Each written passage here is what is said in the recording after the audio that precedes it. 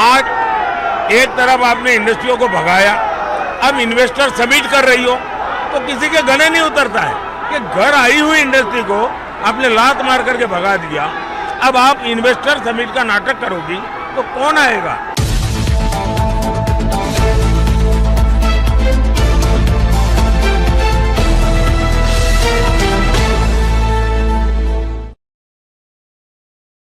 पहले मेरे राज्य में आपका बहुत बहुत आगमन एंड वेलकम। मैं बहुत आभारी हूँ, आपका भी आभारी हूँ, पूरे बंगाल का आभारी हूँ।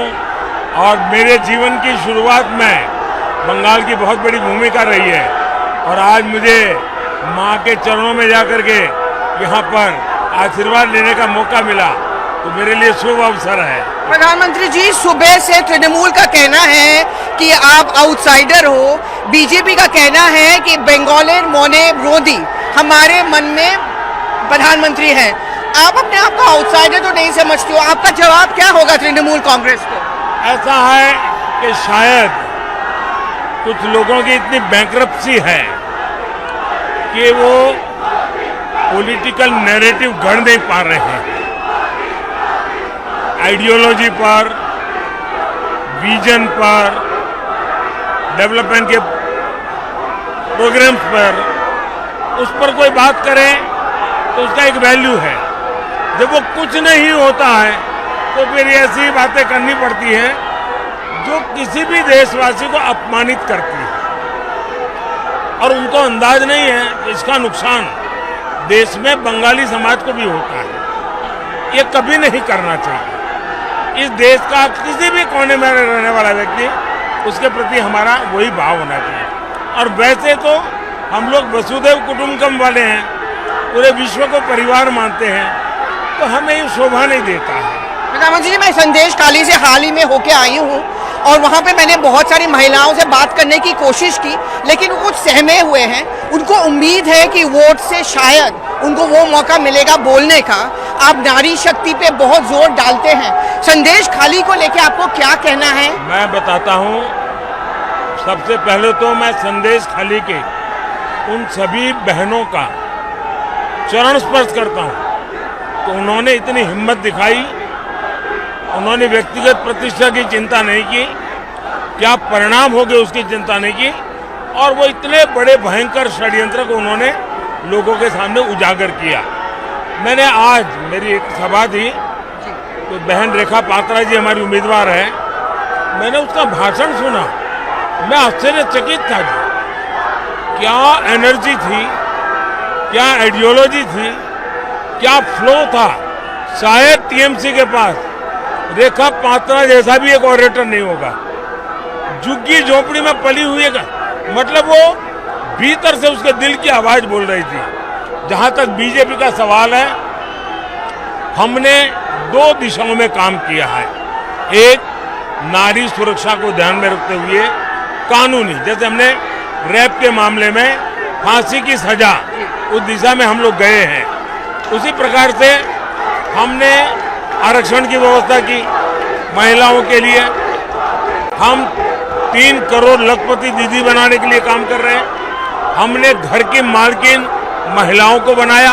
तो एम्पावरमेंट ऑफ वीमेन एक तरफ वो काम है, दूसरी तरफ हम देश में एक वातावरण, आपको मालूम होगा, लाल किले पर मेरा पहला भाषण था, मैं बिल्कुल नया था और मैंने एक सवाल पूछा, कोई मुझे बताए कि बेटी अगर शाम को आने से देर हो जाए तो पूरा परिवार पूछता है कहाँ गई थी, क्यों देर से आई, क्या कर रही थी।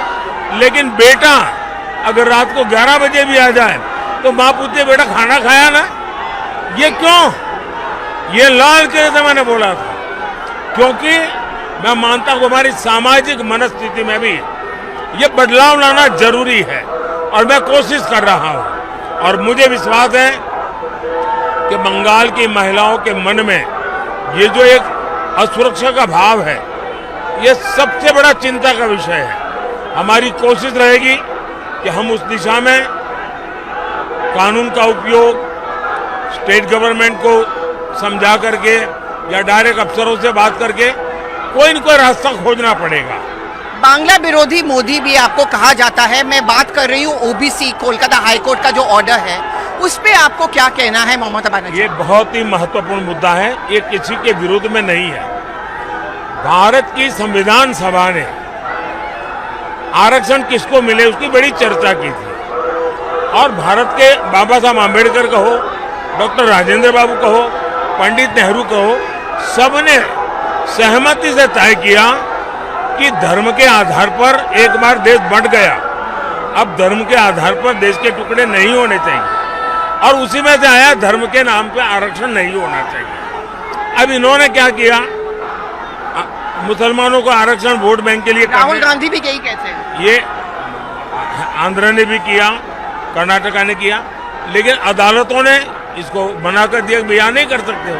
तो इन्होंने पिछले दरवाजे से रातों रात मुस्लिम समाज के अलग अलग समुदायों को ओबीसी बना दिया और ओबीसी का जो हक था उसको लूट लिया, डाका डाल दिया। मैं कलकत्ता हाईकोर्ट का आभारी हूं कि चर्चा चल रही थी लेकिन कोई इस पर थप्पा नहीं मार पाया। जुडिशरी ने ये सारे पाप को उजागर कर दिया है और इसके कारण देश में एक जो चर्चा पॉलिटिकल लगती थी वो पॉलिटिकल चर्चा नहीं थी, लोगों के अधिकारों की चर्चा थी और उसको एक बहुत बड़ा बल मिला है। और इसके कारण बौखला करके अदालत को गाली देना, जजेस को गाली देना, ये तरीका शोभा नहीं देता है। प्रधानमंत्री जी, मैं ज़्यादा सब टाइम आपका नहीं लूंगी, मैं जानती हूँ आप बहुत, एक सवाल और पूछूंगी।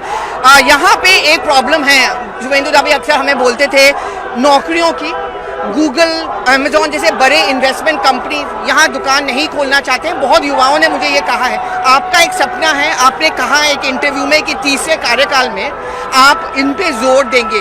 बंगाल के लड़कों के और लड़कियों के लिए क्या सपना? देखिए, हिंदुस्तान का इतिहास, पूरे देश को बंगाल ने लीडरशिप दी है, देश की इकोनॉमी को बंगाल ड्राइव करता था।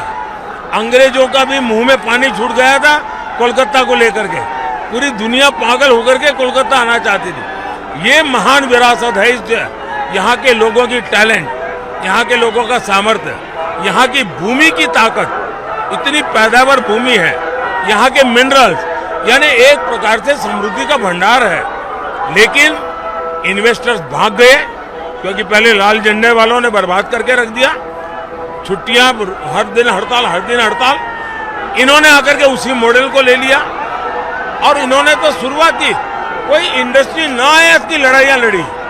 आज एक तरफ आपने इंडस्ट्रियों को भगाया, अब इन्वेस्टर सबमिट कर रही हो तो किसी के गले नहीं उतरता है कि घर आई हुई इंडस्ट्री को आपने लात मार करके भगा दिया, अब आप इन्वेस्टर समिट का नाटक करोगी तो कौन आएगा? आज उत्तर प्रदेश में बहुत बड़ी मात्रा में इन्वेस्टमेंट आ रहा है, क्यों? उन्होंने सुरक्षा का प्रबंध किया, उन्होंने ट्रांसपेरेंसी का प्रबंध किया, उन्होंने ब्यूरोक्रेसी को मोबिलाइज किया।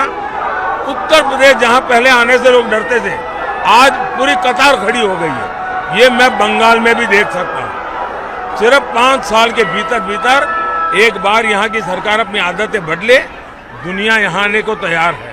वायलेंस का डर है यहाँ पे, पोस्टपोल वायलेंस, इसलिए मैं कहता हूँ सुरक्षा बहुत बड़ी बात है, वरना कोई नहीं आता है। बहुत बहुत धन्यवाद जी। थैंक यू वेरी मच, हमसे बात करने के लिए बहुत बहुत धन्यवाद।